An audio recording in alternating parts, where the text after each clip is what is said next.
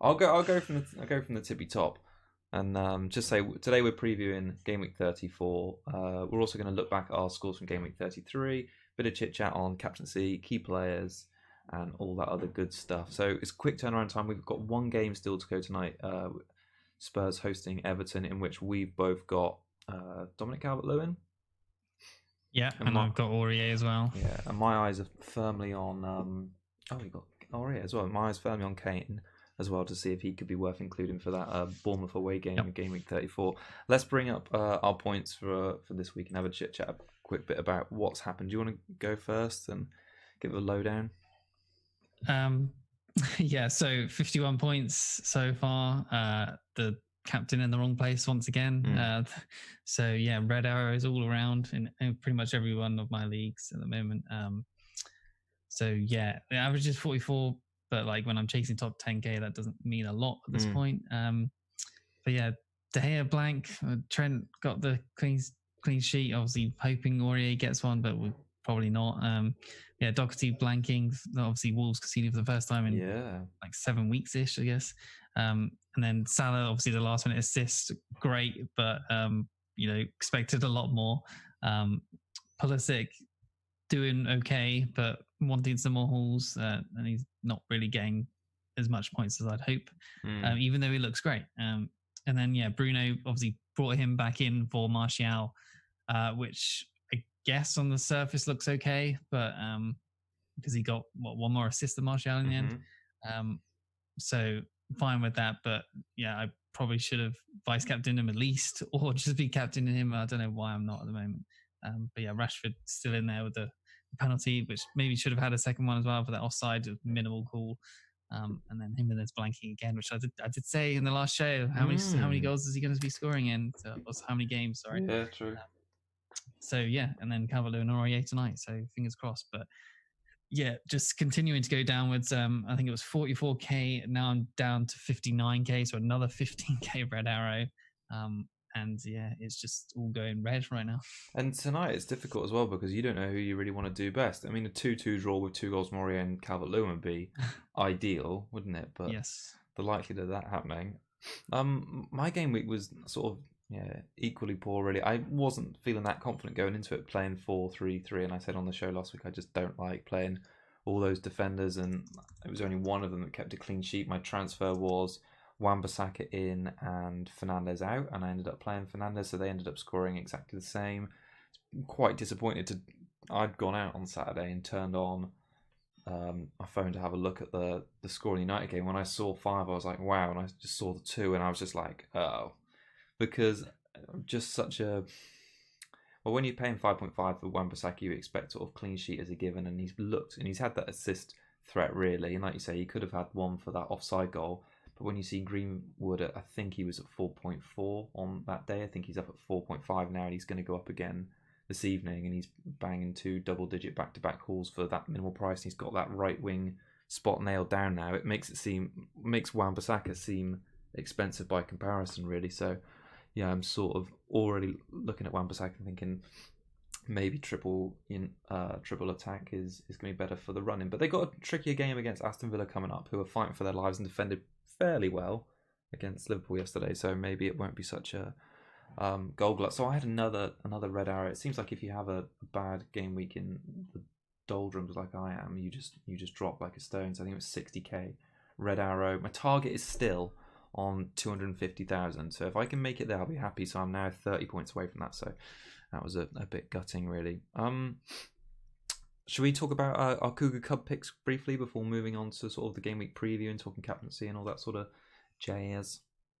Sure. Okay. So I originally had thought you went for Greenwood, but you went for someone in the chat in the end, didn't you? So and you went for Bowen, who still got you some points. He got 5 points, so decent enough, I suppose, and a little bit unlucky not to get a bit more.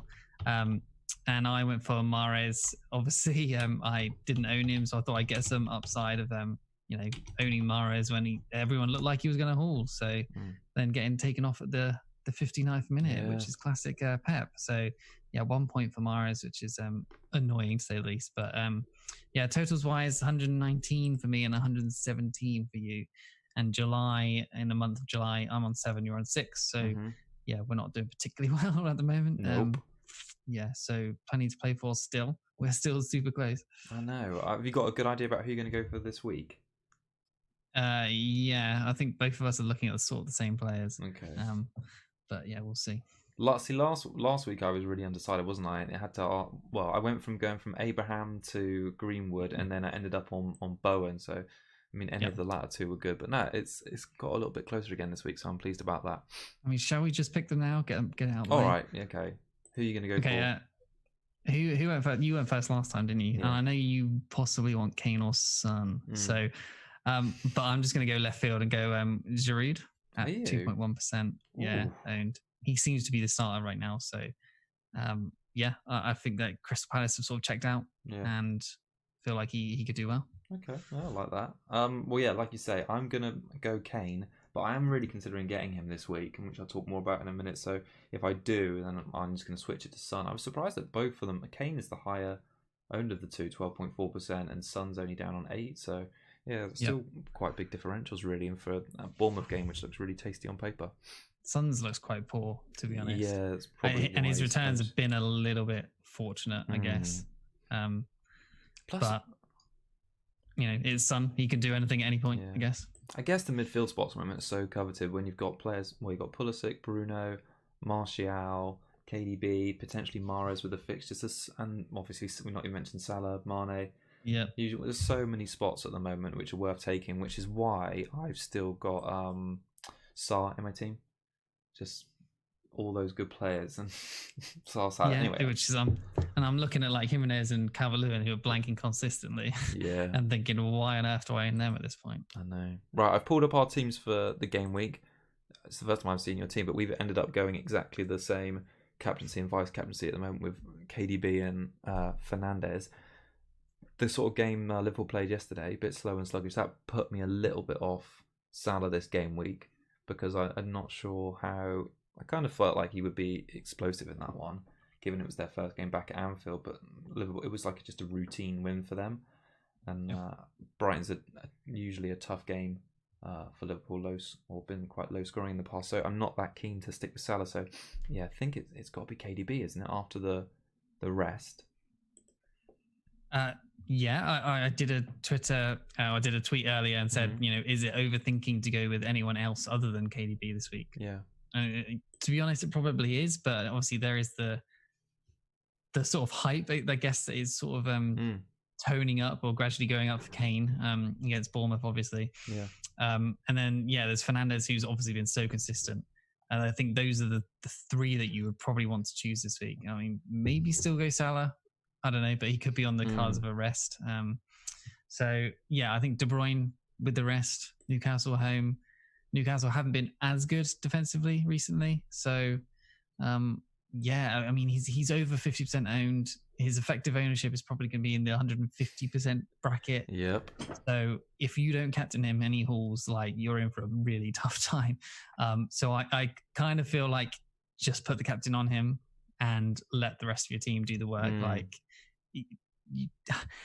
this is the time of the year to take a risk, but like that is a huge risk if it goes wrong. And it's like you are going to plummet. Yeah, I think the big thing which has swung it to pretty much nail it on KDB for me is the fact that he got all that rest against Southampton and they lost. Pep seemed pretty cross after the game with, well, not the performance, because the performance was good, and if you scored a game on XG, they would have won handsomely, but they didn't, and it doesn't look good for them. After beating Liverpool, you want to sort of round out with a nice, comfortable win on the South Coast, but to lose 1-0 and not score, I think he's got to bring KDB back in the team. Foden probably come back into the team. I think Jesus has been Jesus has been quite sloppy when he plays. I mean, I don't know if it's just me when I watch him, but he always looks like he's off balance when he's finishing, and he doesn't seem like much of a natural finisher compared to Aguero, and I think they're missing that at the moment. So no, I feel like Pep's going to want to bring KDB or Kevin back in the squad. Yeah, I think Jesus will probably still do well. I think if you picked him, you probably still need to keep him. But yeah, I think he'll come good eventually. But yeah, De Bruyne just feels like the no-brainer. I think Sterling is a decent option this week too. Yeah, especially if he plays up front. He came off early too, and he is sort of playing basically up front with Jesus at the moment. So, and I think he looks really lively actually. I think blanking on who they played, like Southampton. Sorry. Yeah. I thought he looked lively, and I'm perplexed by Pep took him off really, and Morris as well, to be honest, because it was a little bit of hit and hope when Foden and KDB came on. So the Salah to Sterling sort of captain thing is in my mind as well. Oh, maybe, really? but okay. Yeah, maybe. So what do you think about Salah in terms of sort of going forward and captaincy and that sort of thing? Is he even worth owning if we're not captaining him at this point? Yeah, I think he's still worth owning because he's got his own personal target, which he sort of admitted to the other day about the golden boot. And you know how selfish he is. He's always. I liked his attitude at the end of the game yesterday. He just got the assist, and he was still shouting for every time Liverpool had an attack between his assist and the end of the game, and the attack broke down. He was throwing his arms up in the air and like gesturing, "Why didn't you play me?" And so I think he's still got the hunger, even though the game was won yesterday and it was so lethargic. He just looked like, "I want to score. I want to score." So yeah, for me, he's not going anywhere.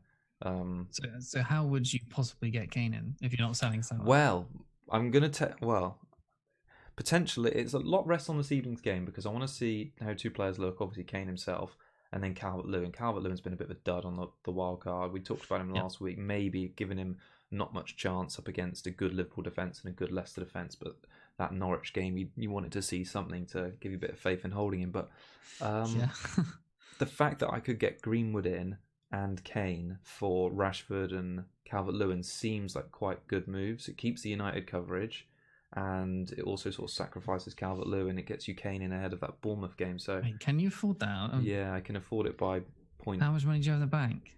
I don't know, enough to have 0.1 left from doing those two transfers. So okay, yeah, I can sort of see that. So I'm weighing up whether I think that kind of work. Yeah, I do like that. Actually. Well, I'm thinking I might do that, and then because I'm struggling at the moment, 438k. I figured a -4 on top of that is only 460, and I think I'm 30 points outside where I want to be, which is 250k, which is still abysmal. So I kind of maybe I need to start being more aggressive with these moves. So for instance, I mean this might apply to some other people as well. Well, Matt Henley has just said exactly what I'm thinking in the chat there. Kane versus Bournemouth. Have the money tied up in Kane and then switch to Vardy the week after.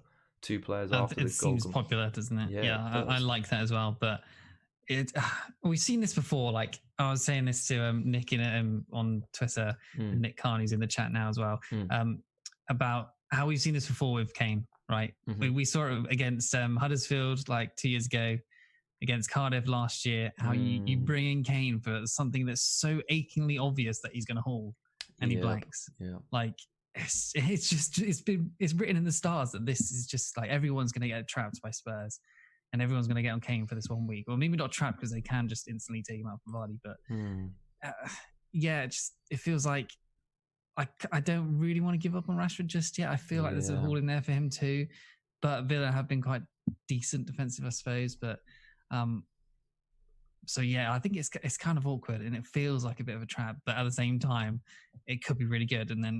But then everyone seems to be doing it. So is it even that worth it at this point? But I don't know.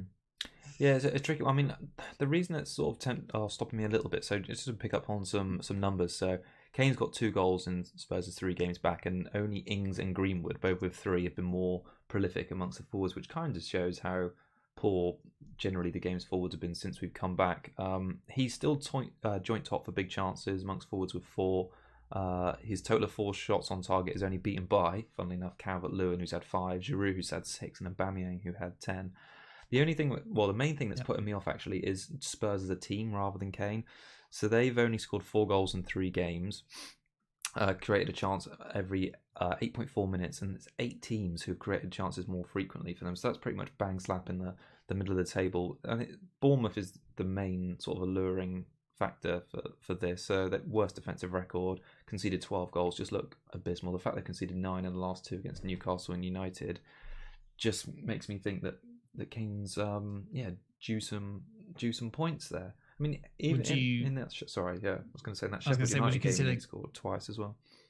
Yeah, he did. Would you consider captaining him, or just enough to own him? That's the thing. I think if I brought him in, if he's needs to be enough of a differential for me and many others at his 12-point-something%, he would have to be a captain to make up the points you probably take bringing him in.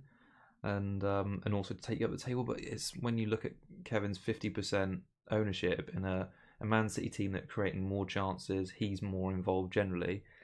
Maybe it is just you've got to have Kane in your team and just not captain him. Really, really difficult decision, I think. Yeah, it could be a make or break decision. This, because where I am possibly and put Kane in and he gets 2 goals or something, and maybe captain him. That's gonna put me straight back up there, I think. And you as well might get you to that 250 area. So, but then again, he can bank very easily. So, I've not been impressed with Son. Like Ali's not looked great when he started. Bergwijn is a little bit hit or miss. So who's sort of feeding in the goals at the moment? I'm not sure. Maybe Aurier, that would be great, the double up. But I'm tempted to get rid of Aurier as well because their defensive looks so bad.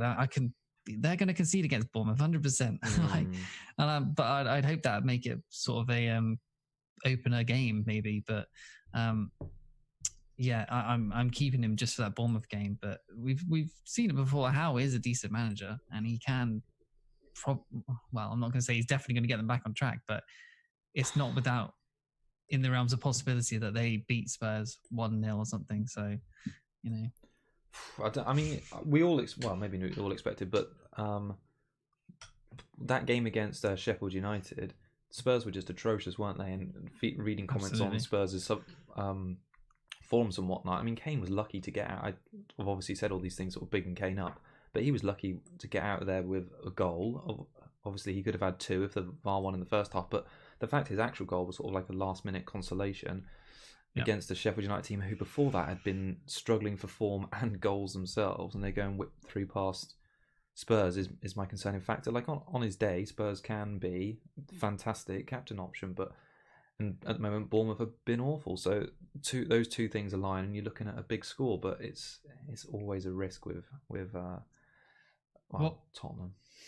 What would he have to do tonight for you to just be like, yep, it's happening? Maybe even just a goal and just a lot of just being involved and just saying the form's still there and Spurs putting on a semi-decent...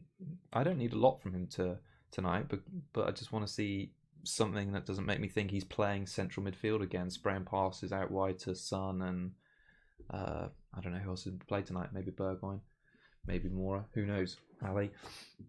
I don't know. And I think on the other side of things, which would facilitate a move and moving on a little bit to top transfers in this week, Greenwood's been brought in by 274,000 people. Sorry, 274 transfers in this week. The strikers moving out. Jimenez and Calvert-Lewin are in 2 of the top 5 transfers out. Jimenez is out by 60,000 managers. Calvert-Lewin's out by 53,000 already. When you look at Greenwood's numbers since the start, he's looking really hot. Really, really hot. And all the shots he's taken as much as Rashford, and you need to see his goals to see the lad's confidence. That assist chip for Bruno against Brighton, he's looking really good. I mean, I've just checked, and I did my notes for this show like in this afternoon, and he was on about 17.5% owned, and just checking right now, he's on 18.2, so he is going up really quickly. So I don't know if he looks great, but his sort of like actual stats aren't that good. So I don't know if is he gonna regress a bit? Like it's only 2 games in a row where he's done really well. Like, is he gonna definitely keep going? But I mean, I suppose at that value, it doesn't really matter because it gets you Kane, it gets you some other people. But I still sort of don't want to give up on Rashford, but. I guess Rashford could always come back possibly, but at the same time, I actually don't think I can do that because I've got De Gea still, don't I? So I know. If I get rid of Rashford, I would have a space, wouldn't I? Yeah, that's a good point. Greenwood's stats like his XG is 0.76 and an XA of 0.67 with 9 shots. It's pretty good, but his XG stats aren't great. But those are sort of chances that he's just putting away from that is not a big chance, I suppose. So he's had 0 big chances, 1 big chance created. So his assist potential isn't huge either. But 3 goals, 1 assist, 28 points. basically a starting Since the striker for Man restart, United at 4.5. Hmm. It's hard to look past this moment. Yeah. Well, I had a look at the expected points numbers. So Greenwood in these first 4 game weeks back, so he's had an expected points total of 14.3, and like you say, he's scored 28, so he's doubled his expected points. Whereas Rashford's had an expected points of 22.2, and he's only had 19, so he's slightly under. But I suppose when you compare that, you'd sort of hope they even out. But I don't even think that when you're saving 5 odd million, I don't think Rashford's worth that that extra expected points value per game when he's not even getting the actual points. So yeah, I'm leaning towards making the transfer. He's been unfortunate, like that armpit hair. He would have had a brace and probably bonus, and 2 assists in the game before that when he blanked, and he could have got on the score sheet in the Brighton game as well. So, but the massive gap in price difference is there. Yeah. But Villa, how do you think they'll do? Okay against United? I'm not too sure. Villa's defensive stats: they've had 52 shots conceded, only 5 big chances conceded, which is actually the 6th best since the restart, and a XGC of 4.61. But they've had 9 shots conceded from headers, which is quite high for. And who's going to get on the end of the headers? Maybe Pogba coming in, Maguire sort of thing. So there's a possibility that they could be put to the sword. I think they might be, actually, to be fair. It's interesting how you can sort of read things at different, or notice things in different numbers. I mean, I thought their performance against Liverpool was for the most part quite good. Maybe that was down in part to Liverpool not being quite up to it. But when you look at, so on one hand, you've got the eye test, they look quite decent. But when you look at the underlying numbers, they're really not that good. So they conceded 10 goals over the last 6 game weeks. I think it's only Bournemouth who've conceded 16, have been more frequently breached. And I think they've conceded 22 shots on target in those 6 matches, an average of nearly 4 a game. So their defensive numbers aren't good, and you'd expect any of United's frontline, Martial, Bruno, Rashford, or Greenwood, to get on the act. What do you think of Martial at the moment? Because he's obviously looking really hot. A player you and I have not got. Lots of people have now, and probably captain. We saw on the stream last week people, when we were shouting out people, who you captaining. In fact, actually, it'd be interesting to see who's watching tonight, who you're captaining this week, if you're doubling down on your United loving. But yeah, Martial was a popular pick, so he's got 4 goals and 2 assists since the restart, averaging 10 points per game, making a bit of a mockery of Rashford's price point for sure, and the fact that he's getting that extra goal extra point for the goals in midfield. I think he's had more big chances than any other midfielder since the restart, and I think it's only Sterling, Pulisic, Salah who've had more than his 24 penalty area touches. So yeah, he's really involved, and he's looking good. And what a goal he scored against Bournemouth at the weekend. Absolute stunner. Yeah, to be honest, I didn't think he did that much else than that goal. Okay. I thought Rashford looked a bit more involved than he did, personally. Maybe I'm missing it completely, but I did watch the game and I thought Rashford looked decent. So compared to Martial, but that's just what Martial does. He's often uninvolved and then comes alive, which from an FPL point of view, I suppose that's fine. But yeah, their fixtures to the end of the season are great. Martial, Rashford, I think you probably need just the 3 attackers. I think hopefully there's a De Gea clean sheet this week. Yeah, hope so. And a Wan-Bissaka clean sheet. It looks like there should be, but and then onto the 3 attack eventually would be nice. So yeah. What have you got on Bruno as a potential captaincy shout this week? We've got a few people in the chat that's saying Sterling. Got some stats. So yeah, Bruno 25.6%. He's going up all the time. 8.9 million. So he's nearly gone up a whole million since he joined. Or was he 8.5? I think he was 8, right? Anyway, so yeah, 6, 14, 10, 6, 6, 9, 3, 15 and 15 since he joined United. So he's blanked once other than that CDM game. 2 15s in a row, crazy. Shots 14, big chances of 3, an XG of 2.41, an XA of 1.32, 9 key passes, big chances created as 2, 4 goals, 2 assists. His stats are basically nearly the same as good as KDB, and when KDB's on form, nobody usually gets anywhere near his stats. So Bruno and KDB next year probably around 11 million each, I'd guess. Be nice. Yeah. So yeah, I mean, it's hard to look past him. He is that consistent, and Villa are obviously still a bad team. So, if you put the captaincy on Bruno, I think you can't be scoffed at because he's doing so well. The numbers are there. No, I kind of agree. I think it's at the moment, if I was going to pick a United captain for this game, it would be Bruno, and the fact that he would have netted, if you captain in the last 2 game weeks, 60 points off 2 captaincy picks. It's just absolutely massive. So there's no reason why he can't continue to do it, considering what a talisman he is for them. Good free kick and some nice open play assists for the goals. So I've already sort of mentioned Martial as a potential option. In terms of the key players for this game week, I think we've covered the captaincy options quite well. There's no one really left field, is there? You want to mention or highlight for this game week?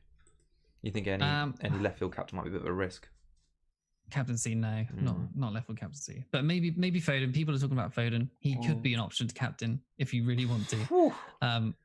Like if you're down there in the rank, then I don't see why not. I think he'll probably start, and when he's started recently, he's returned massively. So, I think Foden is obviously, and he's super cheap, and he's a fourth mid player right now, I think. And like we said before, with the rotation at that price, it doesn't really matter. So. No, fair enough. Well, on to some sort of key players then for this game week. We no need to say anything about Sarr, Kieran. We'll just. Oh, actually, I do want to say something about Sarr. How does he keep going down in price? Right. So I've had him since he was 6.4, and he's had 2.8% ownership at that point. He's now down to 1.7, so he's lost 1.1% of his ownership, and he's 6.1. He's had 3 price falls. Who? What's going on?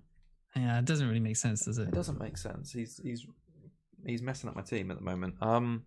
Anyway, so I've got Sarr. He's my mega differential for this game week up against Norwich. I'm feeling kind of good about it. This is the game week this and the Burnley game I was kind of like excited to own him for, but Watford have been anything but exciting. So yeah, let's see what happens on that one. Other key players. I think this is Watford's game to stay up this season. I think if they can get a win against Norwich, that'll see them looking like they're safe. I think after this, their next other winnable game, I say winnable, is against West Ham away. So that's going to be another scrap. So they basically got that's in a 2 game week's time and 36 plus. So yeah, I think there's a lot riding on this one. So I think we're going to go all out. I've sort of highlighted as well as Sarr, as Troy Deeney could be one to watch this week. I mean, no one is bringing in Deeney for this one unless they're on a free hit and feeling really crazy. I'll tell you what, I was tempted by Calvert-Lewin to Deeney. Oh, really? Okay. Yeah. Well, I'm just thinking about it in my head of just a possible move I could make. I think, just to target someone else other than the obvious.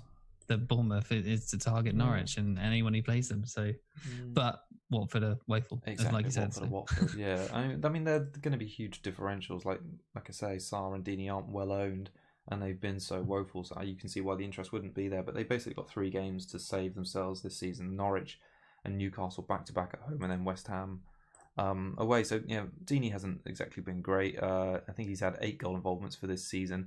The number which did sort of scream hello was that I think it's no FPL forward has created more than his 6 big chances, and that's only matched by Firmino for this season, which was quite amazing.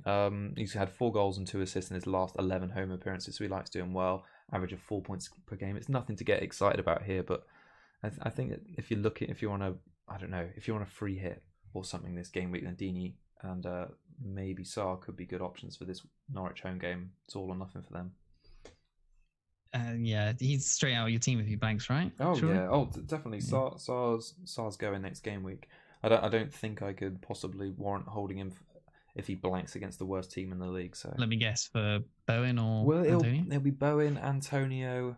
Yeah, we'll see. It might be another hit next week to get rid of Kane again and get Vardy, and then use that extra money to get someone else in midfield. Who knows at the moment, Kieran? I wake up every day thinking, who should I buy today? And realise I don't want to break my squad. Who else have you got on the key player front? Okay, so speaking of West Ham mids or out of position mids, Antonio, as we just said, 6.9 million. I think super expensive, but annoying. But 1% owned, so big differential. Fixtures are great. I mean, he's proven some consistency at the moment. Our position up midfielder, great connection with Bowen at the moment. 12 shots recently since the restart, XG of 1.99 and XA of 0.87.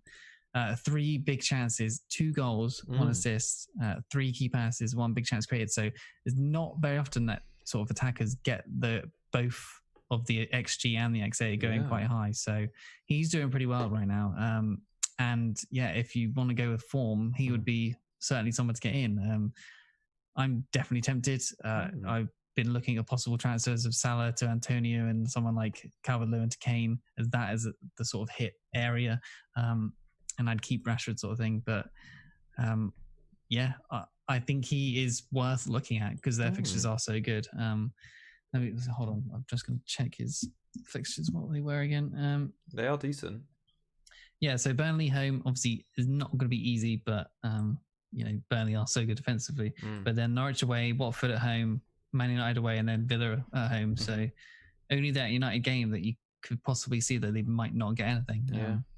So yeah, and he's doing well right now. So yeah, I think the interest with West Ham is I think like one more win is definitely going to see them safe. So at the moment they're 3 points ahead of Watford in 17th, and then behind Watford it's Villa and Bournemouth on 27.